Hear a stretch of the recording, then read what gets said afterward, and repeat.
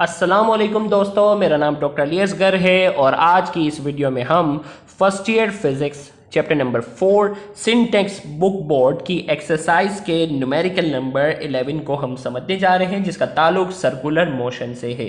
तो इस लेक्चर को शुरू करने से पहले आपसे रिक्वेस्ट करेंगे कि अगर आपने अब तक हमारे इस चैनल को सब्सक्राइब नहीं किया, जो कि सिंध बोर्ड टीचिंग के नाम से है, तो काइंडली आज ही आप हमारे इस चैनल को सब्सक्राइब करें और साथ ही साथ बेल आइकन को लाजमी क्लिक करें ताकि हमारी अपलोड करदा तमाम वीडियोस की नोटिफिकेशन आपको रिसीव हो सके। तो आइए हम स्टार्ट करते हैं न्यूमेरिकल नंबर 11। इसमें कहा जा रहा है the turn table of a record player rotates initially at 33 revolution per minute and takes 20 second to come to rest. हमें कहा जा रहा है एक टर्न टेबल है ऑफ अ रिकॉर्ड प्लेयर। अब देखो मैं आपको समझाता हूँ। रिकॉर्ड प्लेयर जो है ना, पहले ये पुराने ज़माने का सिनेरियो बना हुआ है ना, अब ये रिकॉर्ड प्लेयर मैं आपके सामने यहाँ बना देता हूँ। This is record player.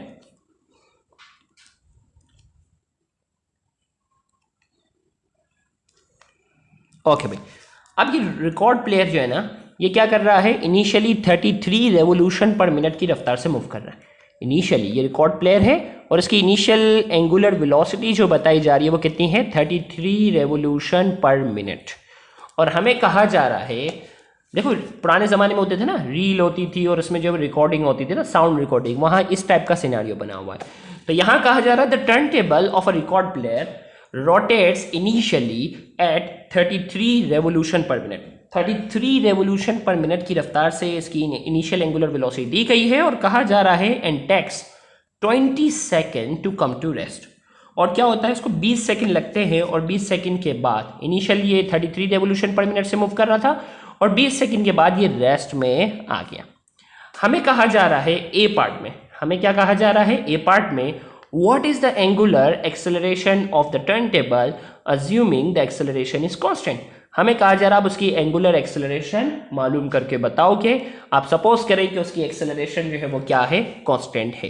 तो अब देखो मैं साथ साथ डेटा भी बना रहा हूं और ए पार्ट बी पार्ट किसमें क्या पूछा जा रहा है वो भी बताता जाऊंगा। तो हमें जो इस सवाल में, गौर से सुनिएगा, हमें जो इस सवाल में जो इनिशियल एंगुलर वेलोसिटी दी गई है, सवाल में जो इनिशियल एंगुलर वेलोसिटी दी गई है वो कितनी है, 33 रेवोल्यूशन पर मिनट। याद रखिएगा रेवोल्यूशन पर मिनट को हमें रेडियन पर सेकंड में लाना जरूरी है सॉल्व करने से पहले। तो एक रेवोल्यूशन बराबर होता है 2 पाई के, तो 33 को मैंने 2 पाई से मल्टीप्लाई किया पर मिनट। एक मिनट में 60 सेकंड होते हैं, तो मैंने क्या किया, 33 को 2 पाई से मल्टीप्लाई किया डिवाइडेड बाय 60, तो मेरे पास वैल्यू आती है 3.454 रेडियन पर सेकंड। और इसी तरीके से ये इनिशियल वेलोसिटी आ गई और कहा जा रहा है कम टू रेस्ट, रेस्ट में आ गया, मतलब फाइनल वेलोसिटी इसकी हो गई 0, फाइनल एंगुलर वेलोसिटी हो गई 0 और टाइम दिया गया था कितना, 20 सेकंड। 20 सेकंड के बाद वो रेस्ट में आया था ना, टाइम हो गया 20 सेकंड। और ए पार्ट में कहा जा रहा है, गौर से सुनिएगा, ए पार्ट में कहा जा रहा है, क्या मालूम करके बताओ, हमें कहा जा रहा है what is the angular acceleration, angular acceleration मालूम करना है। ए पार्ट में अल्फा चाहिए। फिर बी पार्ट में कहा जा रहा है how many rotation does the turn table make before coming to rest. Rest में आने से पहले वो कितने टर्न मुकम्मल कर चुका होगा, मतलब हमें पूछा जा रहा है एंगुलर डिस्प्लेसमेंट बताओ। तो हमने यहाँ लिखा थीटा, एंगुलर डिस्प्लेसमेंट चाहिए। और फिर तीसरे पार्ट में कहा जा रहा है if the radius of the turn table is 0.14 metre, what is the initial linear speed of a bug riding on the rim। हमें कहा जा रहा है कि अगर इस टर्न टेबल की जो रेडियस है वो कितनी है, 0.4, रेडियस कितनी दी गई है, 0.4। तो हमें कहा जा रहा है इसकी जो रिम है उस पर एक बग बैठा हुआ है।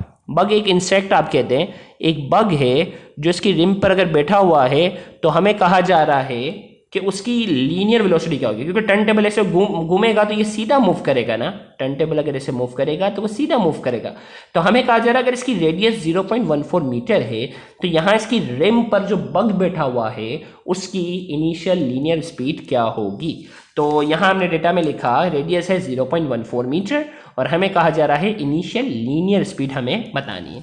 और फिर आगे चौथे पार्ट में कहा जा रहा है what is the magnitude of the tangential acceleration of the bug at time t equal to 0। Time t equal to 0 का मतलब होता है इनिशियल, किसकी बात हो रही है, इनिशियल बताना है। टाइम t इक्वल टू 0 कब होगा, शुरुआत में ही होगा ना।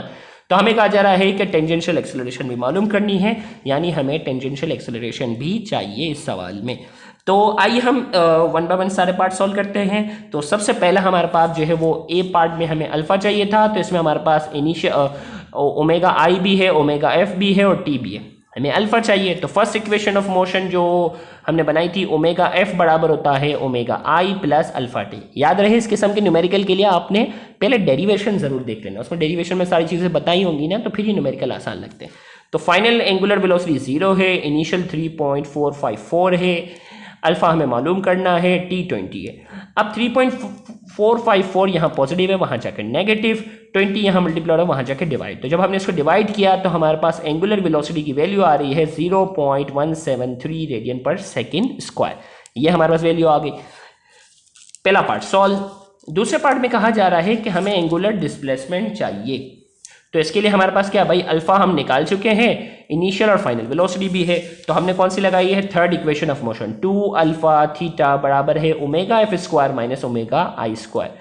2 अल्फा हमारे पास कितना है, माइनस 0.173 अभी निकाला था ना भाई, ओके भाई निकाल दिया। ओके, थीटा चाहिए, फाइनल वेलोसिटी 0 है, इनिशियल हमारे पास है 3.454, इसके ऊपर स्क्वायर आ गया, इसका स्क्वायर लिया तो ये कितना हो गया 11.93। याद रखिएगा ये प्लस नहीं कर देना, ये माइनस बाहर है, अगर माइनस अंदर होता तो माइनस का स्क्वायर जो था वो प्लस हो जाता, तो इसलिए ये माइनस में ही रहा क्योंकि माइनस जो है वो स्क्वायर से बाहर था।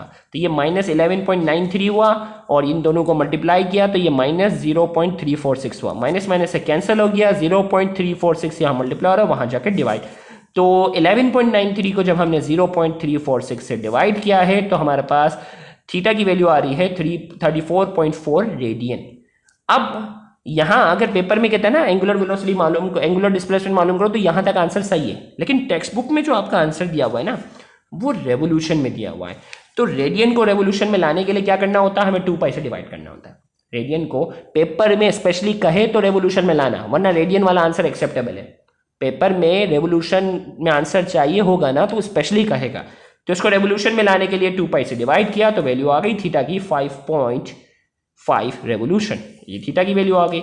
अब हमें इनिशियल स्पीड पूछी गई है ना, तो v बराबर होता है आर ओमेगा के, तो वी आई चाहिए तो ओमेगा आई रखना पड़ेगा।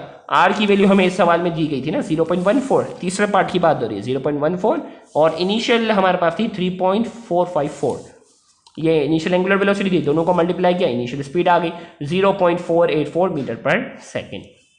टेंजेंशियल एक्सेलरेशन की बात करते हैं तो ए बराबर था आर अल्फा के, डेरिवेशन भी की थी हमने, तो ए टी हमें चाहिए, आर है 0.14 और इनिशियल हमारे पास जो एंगुलर एक्सेलरेशन है वो माइनस 0.173 था, तो यहाँ हमने रख दिया, दोनों को मल्टीप्लाई किया तो हमारे पास टेंजेंशियल एक्सेलरेशन की वैल्यू आ रही है 0.024 मीटर पर सेकेंड स्क्वायर, जो कि हमारे इस न्यूमेरिकल का आंसर है।